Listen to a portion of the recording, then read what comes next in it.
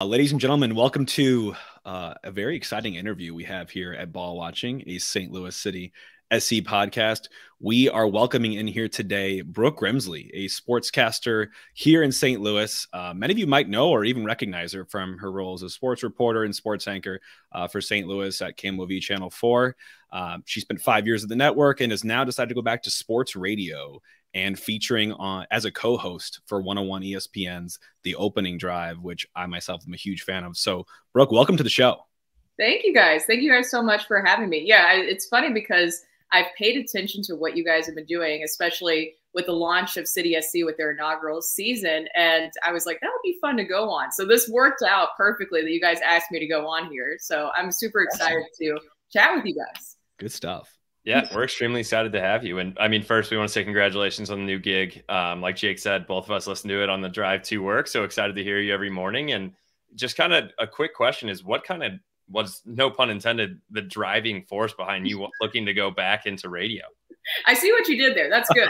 I know. Yeah, that's very low level journalism. You'll learn my vocabulary is very high. Working on that one. Yeah. Oh, weeks. Weeks. Well, you know, for me, I started out in Nashville, Tennessee. That's where I'm from originally. And so I grew up listening to sports radio. I'm an only child. My dad is like a sports nut. So there was never really like that talk of like, you know, no, this is just for guys or anything like that. It was like, I was with him all the time. I feel like sometimes I told people like he wanted a son, but never told that to me. But I listened to sports radio with him all the time.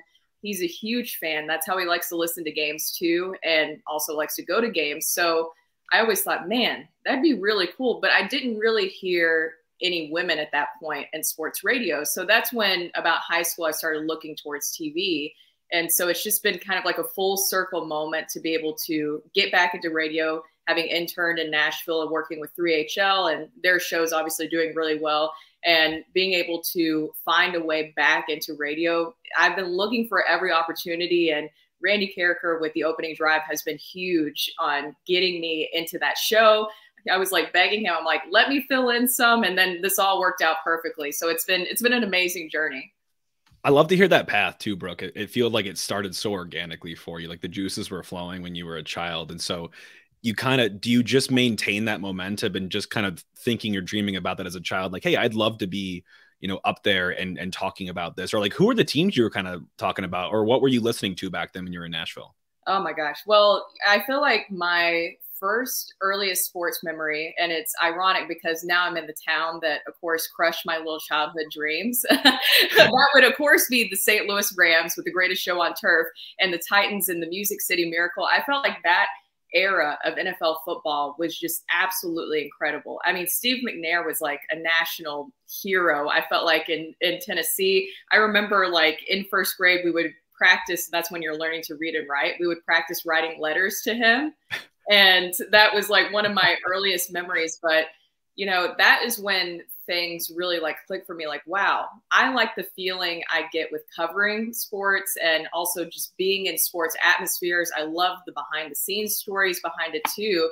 And so once I got older and realized that that was actually an opportunity, especially for as a woman, to be able to pursue that, when I started to see more women involved in sports, not just on the sidelines. I always thought sidelines was cool, but I was like, I don't know if that's exactly what I want to do. I want to do more storytelling. I want to be able to talk to people more, tell their stories, share my opinions. But then when I started to see more and more women in other roles in sports, that's when it was like, wow, maybe this is actually a path I can pursue.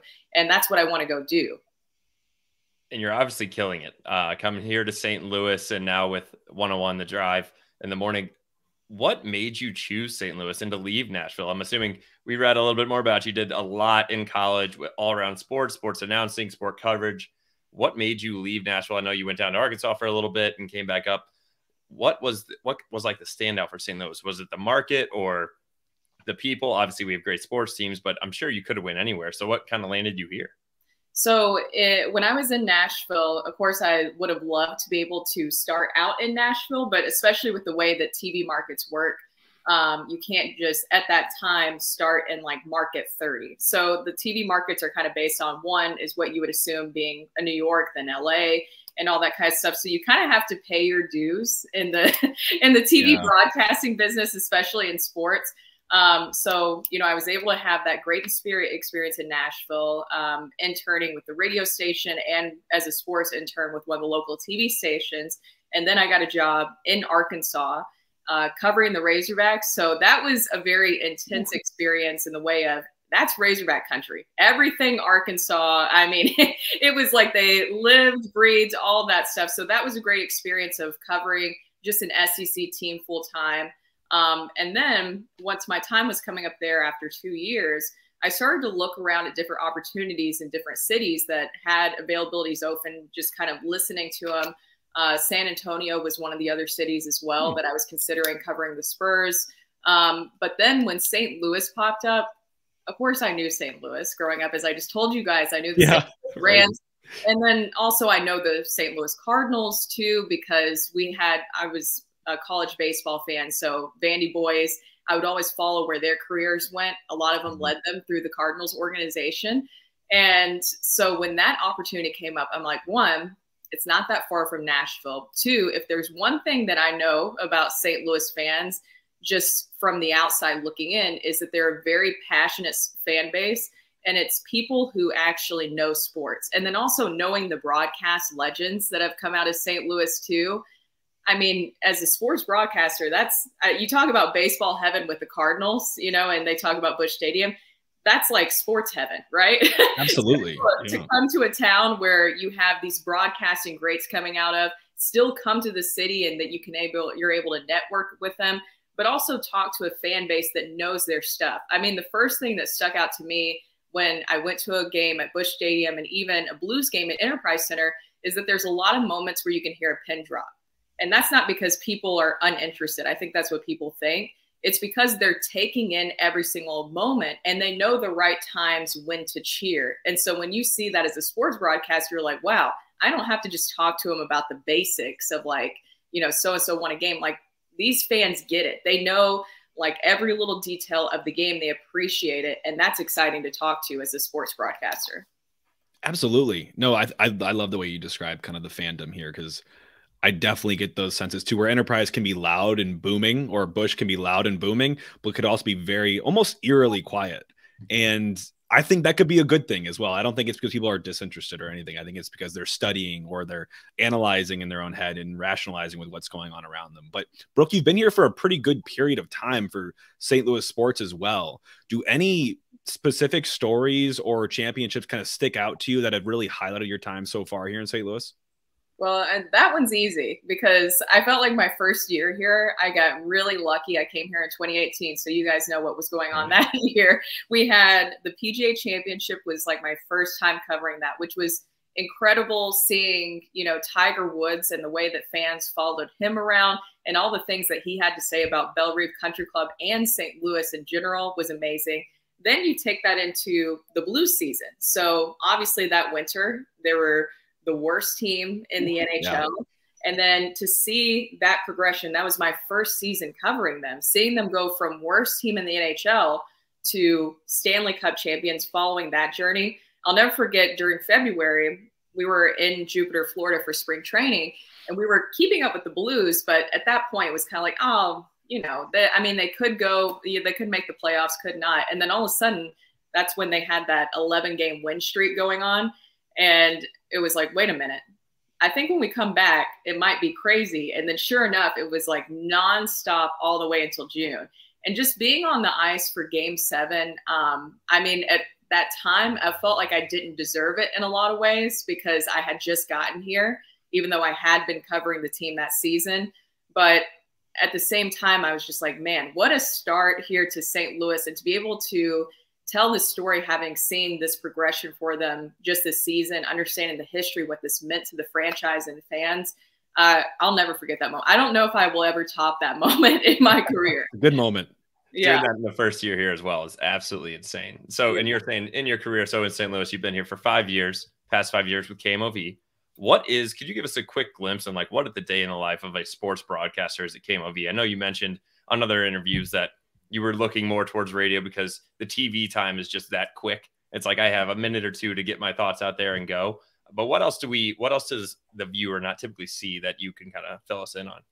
Well, I think people don't understand sometimes how, especially local TV works. I think they think it's like the heyday of local TV when you had a 5-person sports department. When I came to KMOV, I was hired as a multimedia journalist. And so then I can shoot, write, edit all my own stuff and put it on air and obviously host it as well. And I can transfer it over to web digital. And so I don't think many people even know what that is and know that that's what a lot of local TV people do now. So I mean, especially when the seasons are all going at the same time, there's like days where you're starting the morning over at Enterprise Center getting blues sounds for morning skate.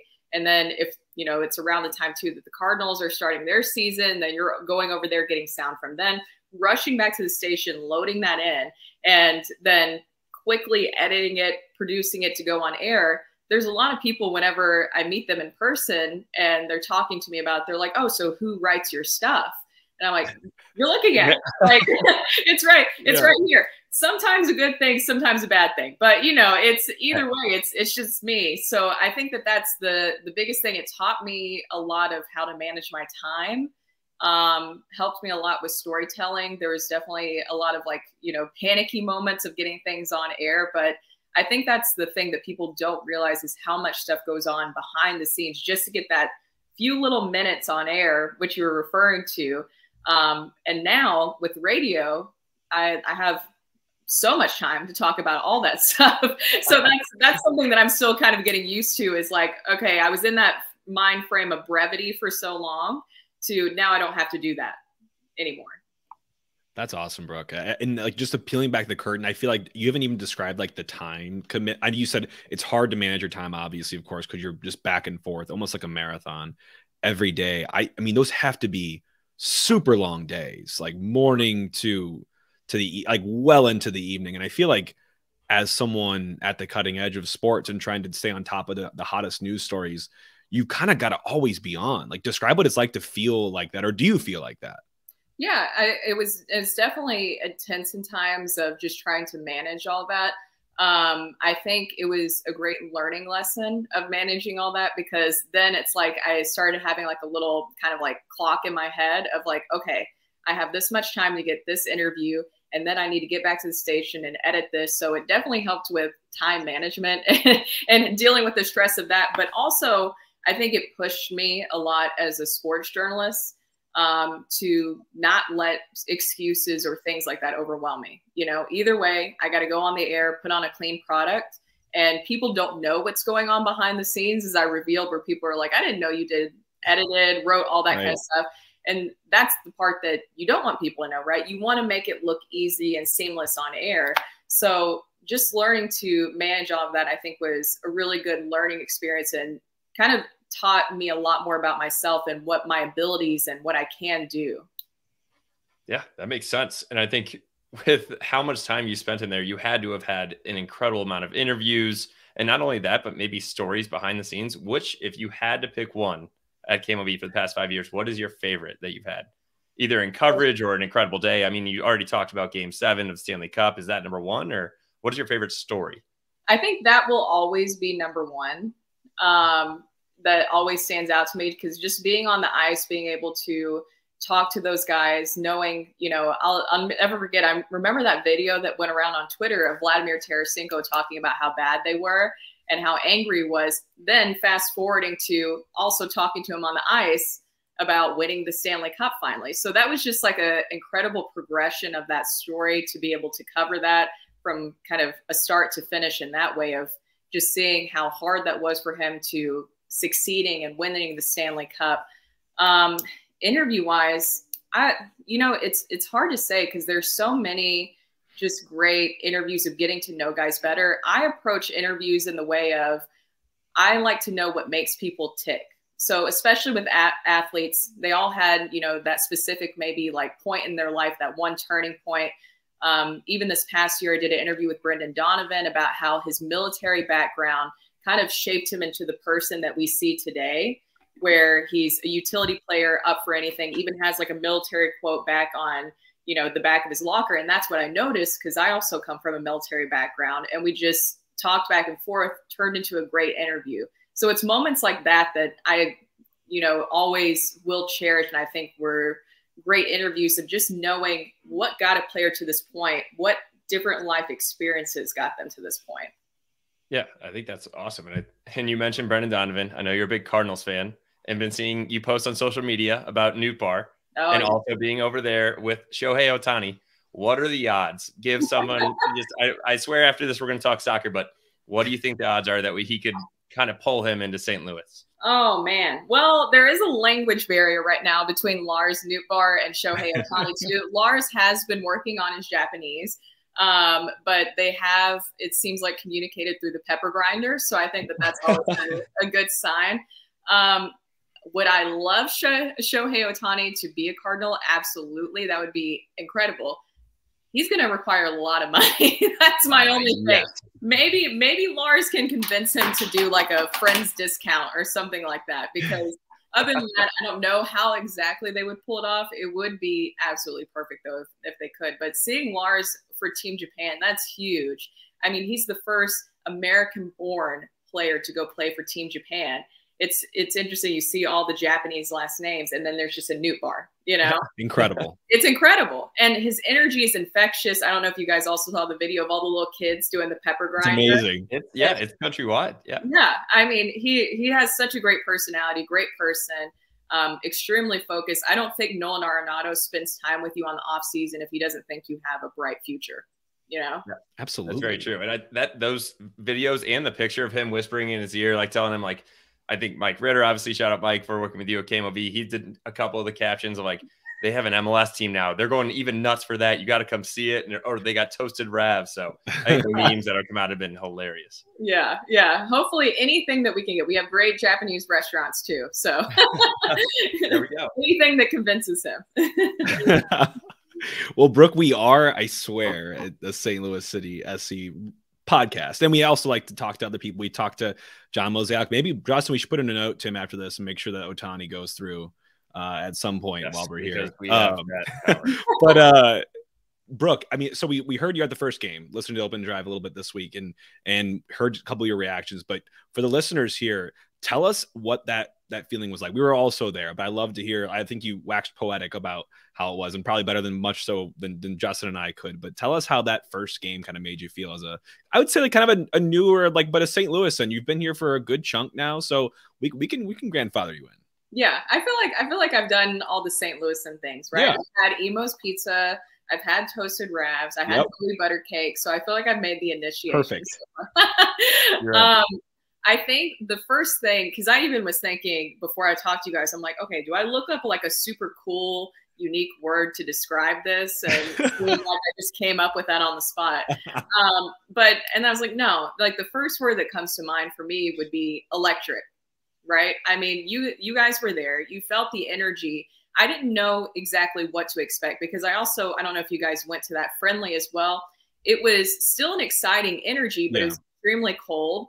And it wasn't, obviously an MLS game in that sense. So it was a little bit of a different feel. So I didn't know what to expect. But just even walking into the stadium, seeing all the people lined up, partying outside over by Maggie O'Brien's and the pitch and all that stuff. And then I actually stood, because media was allowed in early. I stood and watched people come in just because I wanted to see their reactions, and just seeing like the joy on everyone's face, and everybody was stopping, taking photos, just taking it all in.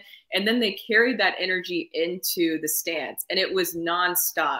I mean, the way that they also built it, I think they call it like a canopy, with the way that they have kind of like the roof in there. It has steel at the bottom of the roofing, so that way the sound bounces off and goes back into the stadium. So you feel like the energy even more. You feel that constant sound vibration. And that's why I say electric, because it felt nonstop. I mean, I felt like I was like sucked into the game myself. I felt like I was on the field, even though I was all the way up in the press box, because of just the atmosphere that was created, the fans, everything to me from that experience just felt perfect.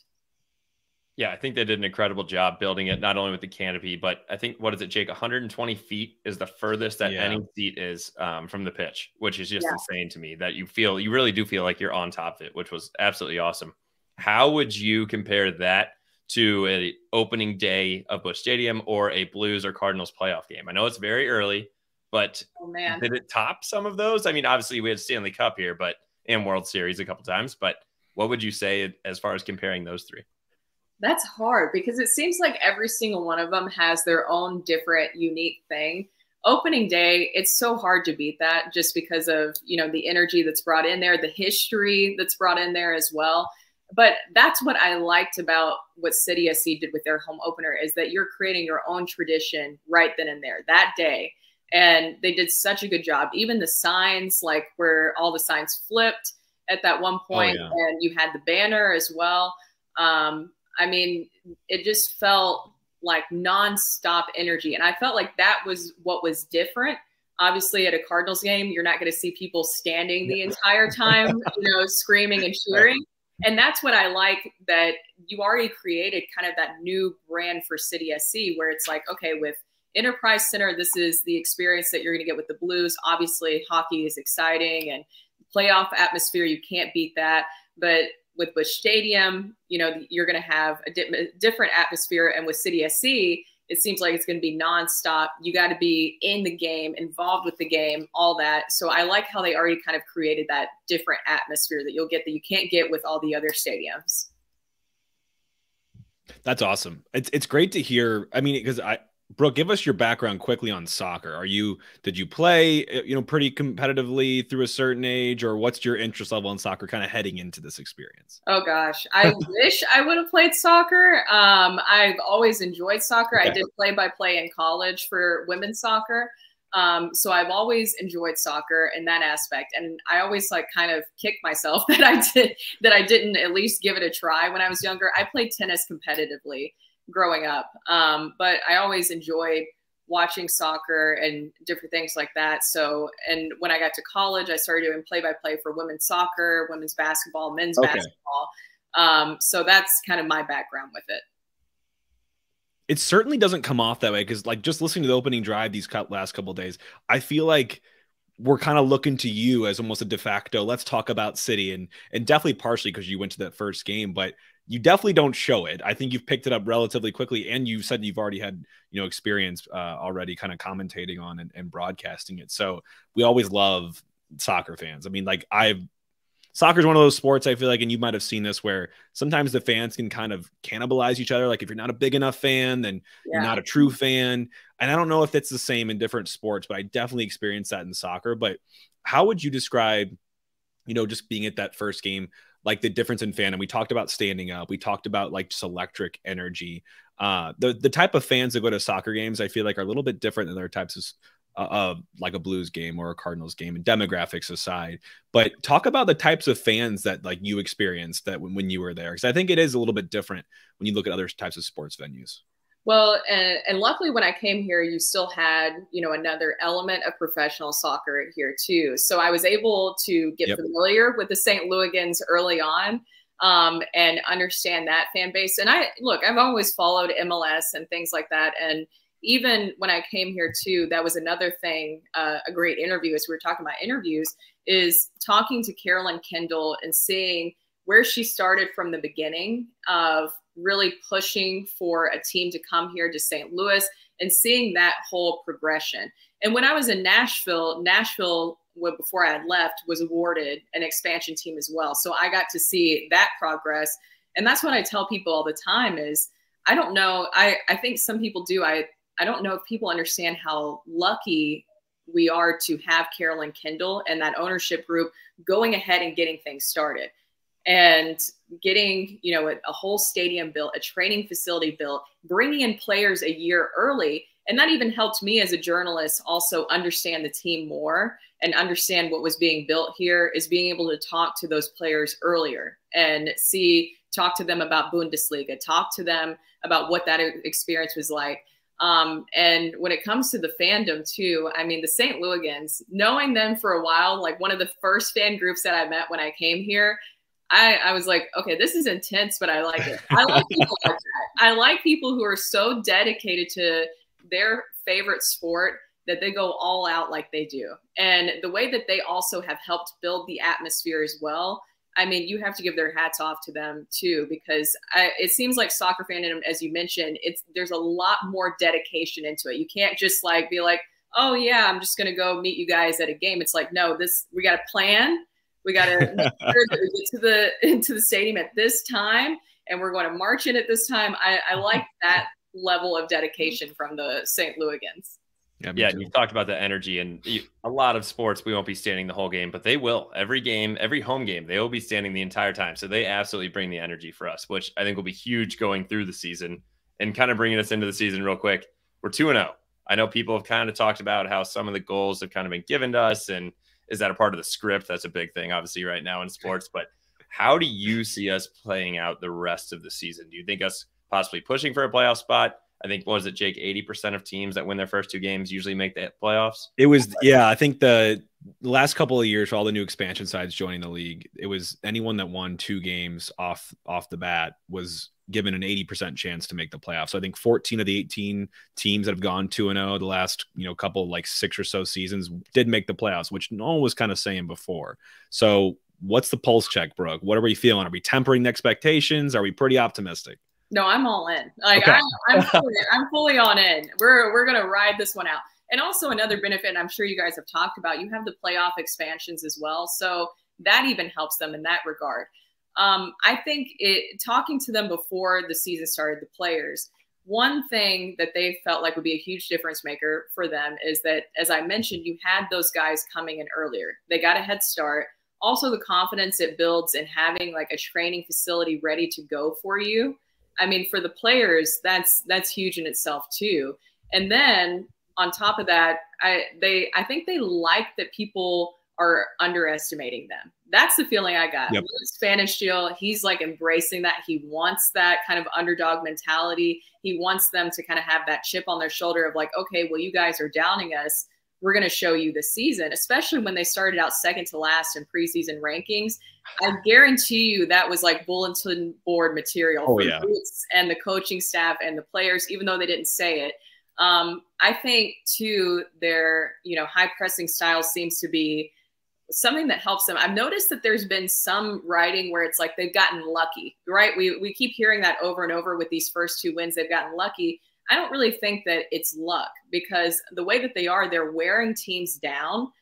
I mean, it seems like teams you saw with Charlotte FC just couldn't keep up with them towards the end. So yeah, they're going to make a lot of mistakes that you wouldn't typically see at that level. I think that that's obviously a beneficial thing for them as well, but I think the biggest question is how long can they maintain that? That's a very intense style of play, but then that's also going back to the benefit of bringing in your players early. And I think it's really great that they also have structured their leadership roles with Roman Berkey, his experience. We all know his experience playing in the Bundesliga. He is highly competitive. Having him as your captain, which the players chose, and then having Tim Parker, a veteran in the MLS, having those two working together and helping these younger players, I feel like that's the perfect recipe for a successful season. And we couldn't agree more. I think a lot of people, like I said, are calling these goals lucky, but it really is tired legs after they push that hard. And hopefully we can sustain it, knowing that we're not playing back-to-back-to-back games like other sports. Having a week off in the most part, some games will have a little bit more or less here or there, but I think it is something they can sustain. And you've already mentioned 2 of the players. Who would you say is your favorite player, if we can put you on the spot? Oh, gosh. It's early. It's early. This better not get back to them too, where they think I doubt they listen to this. So and when I probably like, it's hard because it's like a toss up right now between these 2 guys. Edward Leuven obviously has been fantastic for him. I think that he has such a great presence out there, great leadership abilities.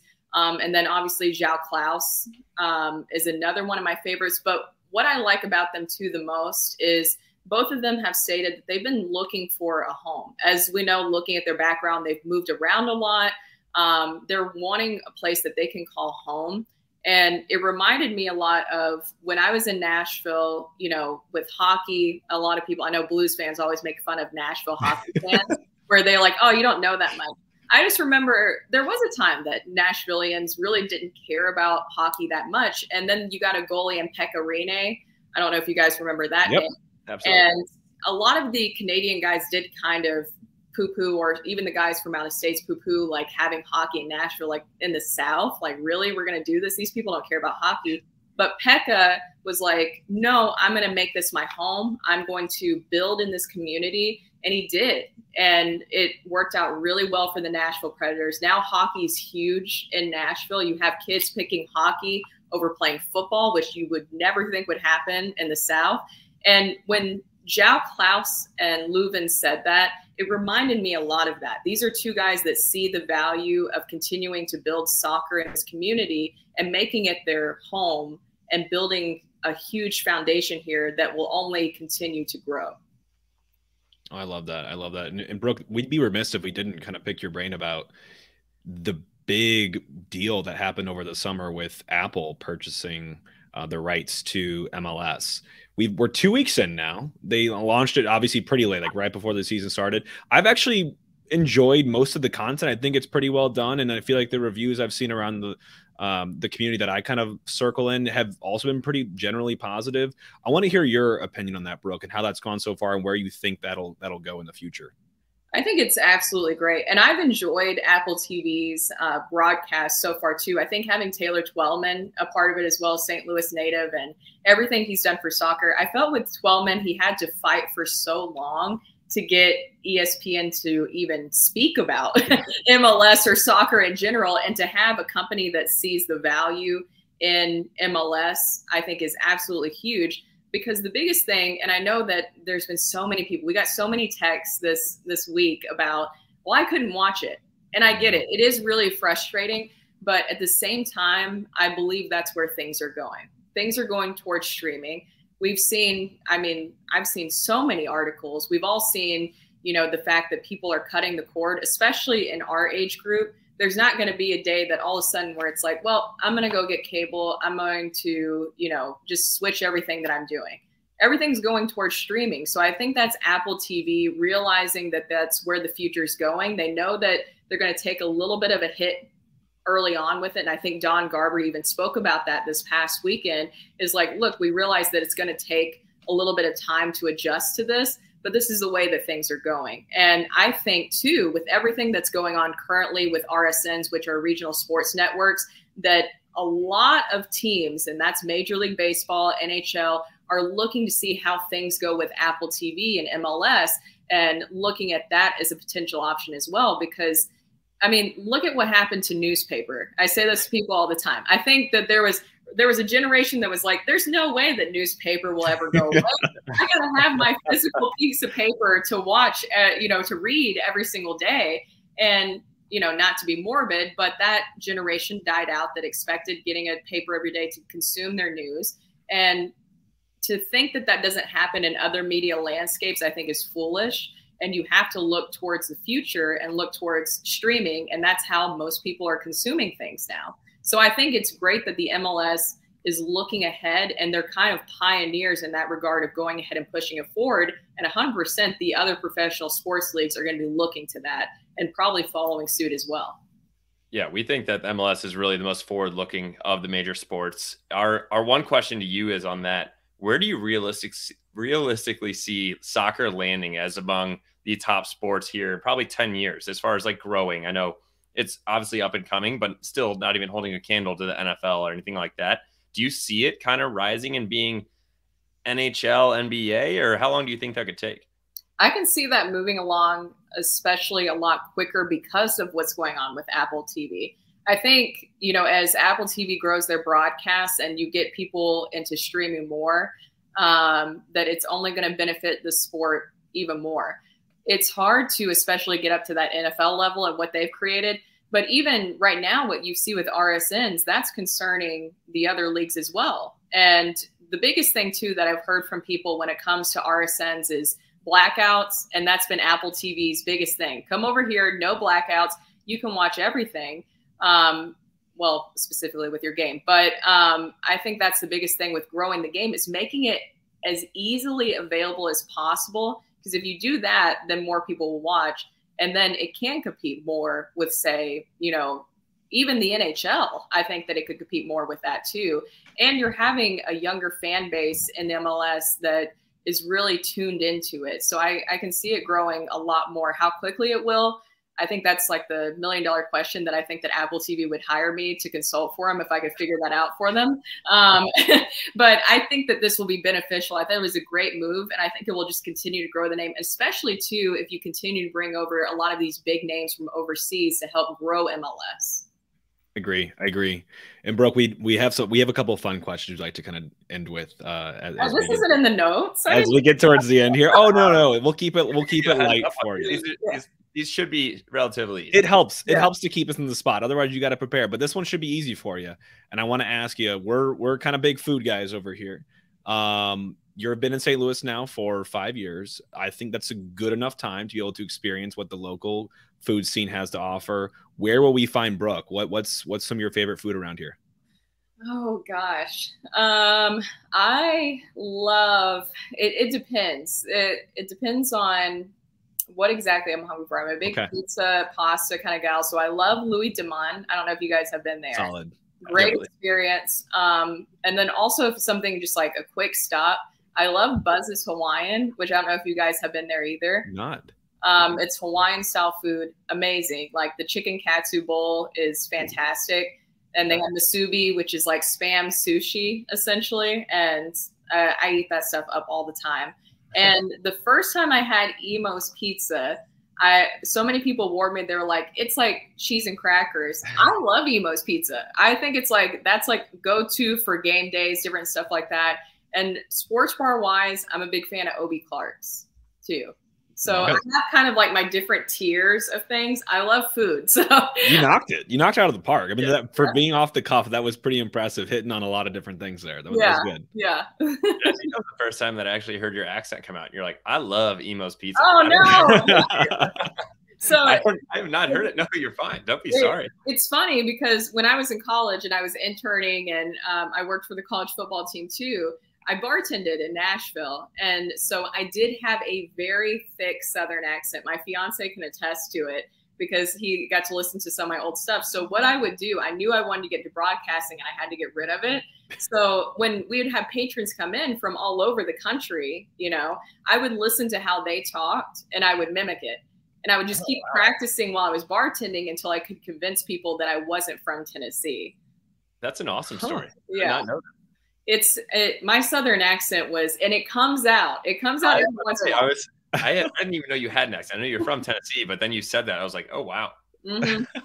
Yeah. So one last fun question, and this also should be an easy one, maybe a harder question, I guess, to think about. But what would you say the best advice you've ever received is as far as for sports broadcasting, being an anchor, and what would you kind of tell us? I mean, obviously we are minuscule as of where we are right now, but like, what is it from a specific person, or what advice or what have you learned throughout the years that you would try to give the listeners?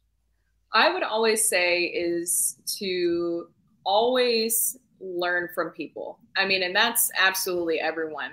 I think especially if you're in the TV broadcasting business or just broadcasting business, you're in the communication business. So you should be able to go and talk to people, ask questions.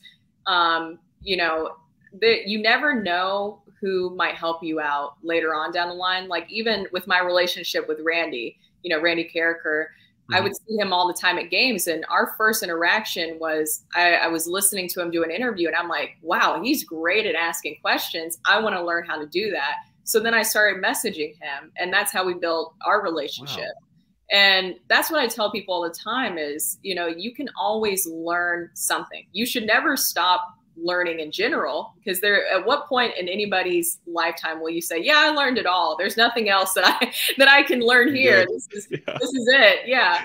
I think that just taking in, listening to people, actually talking to them and learning something from them. That's the biggest thing. I think that's the way that you continue to grow as a person and also empathize with people and have compassion with people, is understanding and learning more from them.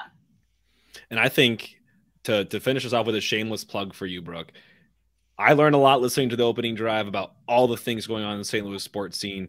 Tell the listeners about the opening drive and your new gig here with Randy and Carrie.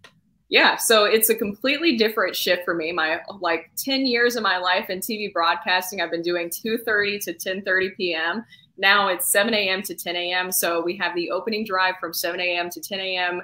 Monday through Friday with Randy Carricker and Carrie Davis, Super Bowl champ, and then just sliding me in. I wish I had something cool like that to put in there, but they're awesome. Ball watching guest. Yeah. Yeah, right. Yeah. They're both awesome. And the feeling that we hope to give people who listen that early in the morning is like you're like a bunch of friends at like a breakfast table, just chatting about the biggest sports news. Oh, my light went out. Oh, another one. There we go. Look, and always be prepared. That's my other piece of it. But yeah, I mean, we just want people to feel like you're just coming in on like a conversation with the biggest sports news of the day with a bunch of friends. So I hope everybody listens. It's been exciting so far, and this is my first full week. And of course, Randy's out because that seems to be like the initiation into radio with Randy. But he'll be back next week so everybody can hear us all three together. Awesome. Well, thanks again for all your time today, Brooke.